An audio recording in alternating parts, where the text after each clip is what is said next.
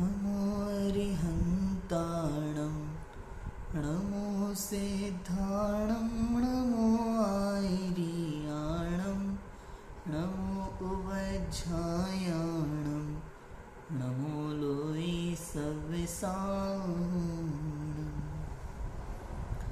आचार्य मानतुंग स्वामी द्वारा विरचित यह भक्तामर स्तोत्र है। श्लोक नंबर 27 तक हमने देखा था दोष रहित गुणों के स्वामी ऐसे तीर्थंकर परमात्मा की हमने स्तुति की थी। अभी 28 नंबर के श्लोक में आचार्य देव प्रथम प्रातिहार्य अशोक वृक्ष का वर्णन करते हैं। अभी 28 नंबर से लेकर के 35 नंबर तक जो श्लोक हैं उसमें अष्ट प्रातिहार्यों का ही वर्णन है। इन 8 श्लोकों में एक एक प्रातिहार्य के विषय में आएगा। प्रथम प्रातिहार्य है यहाँ अशोक वृक्ष। 28 नंबर का श्लोक हम आराम से पढ़ते हैं। देखो, उच्चैरशोक तरु संश्रित मुन्मयूख मा भाति रूप ममलं भवतो नितान्तं स्पष्टोल्लसत् किरणमस्तितमोवितानं बिम्बं रविरिव पयोधर पार्श्ववर्ती। क्या लिखा है देखो, उच्चैर्तोब अर्थात ऊंचे मने ऊंचा, अशोक तरु अशोक का वृक्ष, संश्रित मूनमयूख संश्रित अर्थात संश्रित का मतलब होता है नीचे स्थित, नीचे की तरफ स्थित होना, संश्रित उसके आश्रित नीचे। मूनमयूख संश्रितम ऊनमयूख, ऊनमयूख का मतलब होता है जिसकी किरणें ऊपर की ओर फैल रही है। ऊनमयूख ऊपर की ओर जिसकी किरणें फैली हुई है।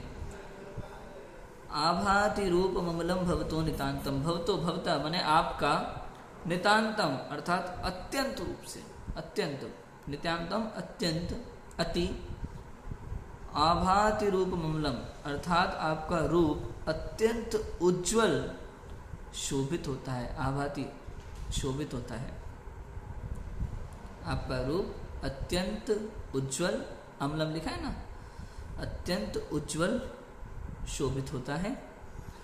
और क्या लिखा है, स्पष्टोल्लसत् किरणमस्त तमोवितानम अर्थात स्पष्टोल्लसत् स्पष्ट रूप से शोभायमान है। क्या, किरण अर्थात किरणें, अस्त तमोवितानम अर्थात नष्ट कर दिया है अंधकार का समूह जिसने।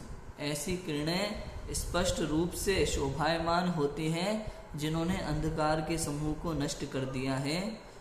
वैसे ही बिंबम रवेरिव पयोधर पार्श्ववर्ती, बिंबम अर्थात बिंबम रवेरिव अर्थात सूर्य के बिंब की तरह, सूर्य के बिंब की तरह, पयोधर पार्श्ववर्ती, पयोधर अर्थात मेघ के, बादलों की, पार्श्ववर्ती पास में स्थित।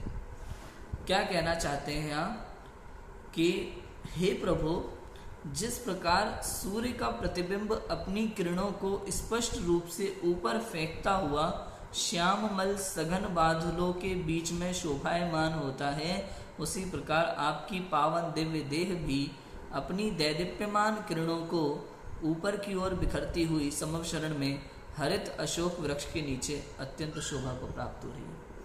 कहते हैं वहाँ समवशरण में अष्ट प्रातिहार्य होते हैं, वहाँ एक अशोक वृक्ष नाम का प्रातिहार्य होता है।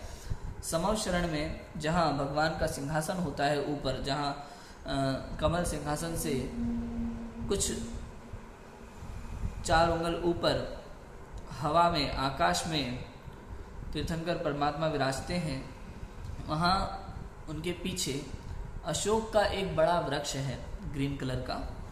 उस वृक्ष के नीचे आप अत्यंत शोभायमान होते हो। कहते हैं कि जिस प्रकार से एक सूर्य की किरणें जो ऊपर की ओर पूरी चारों तरफ फैली होती हैं, वो अत्यंत शोभा को प्राप्त होती हैं, समस्त अंधकार को नष्ट करने वाली होती हैं, तमोवितानम समस्त अंधकार को नष्ट करने वाली होती हैं। उसी प्रकार से हे प्रभु, आपकी ये पावन देह परमोदारिक शरीर समस्त जीवों के अज्ञान रूपी अंधकार को नष्ट कर देता है। कब, जब अशोक वृक्ष के नीचे बैठे हुए परमात्मा उनके इस पावन दिव्य देह से सर्वांग से दिव्य ध्वनि गिरती है ना चारों तरफ, तो जो किरणें निकलती है किरणें, वो किरणें समस्त जीवों के अज्ञान रूपी अंधकार को नष्ट करने वाली होती हैं। इस तरह की बात यहाँ कही गई है कि पावन देह परमोधारिक शरीर सर्वांग से दिव्य ध्वनि खिरती है।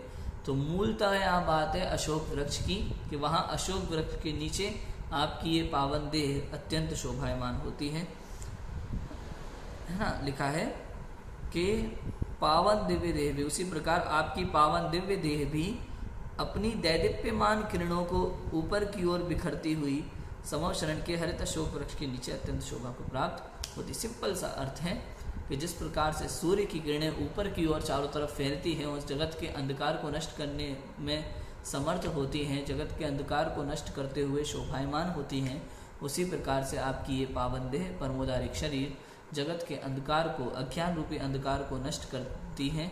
आपके सर्वांग से दिव्य ध्वनि रूपी किरणें चारों तरफ फैलती हैं और जगत के अंधकार को नष्ट करती हैं, और आपकी ये पावन देह समव शरण में अशोक वृक्ष के नीचे अत्यंत शोभा को प्राप्त होती हैं। ऐसे यहाँ बात कही है। आगे कल द्वितीय प्रातिहार्य का वर्णन आएगा सिंहासन का, जिसकी चर्चा हम करेंगे। अभी की बात को विराम देते हैं। ओम नमः सिद्धेभ्यः।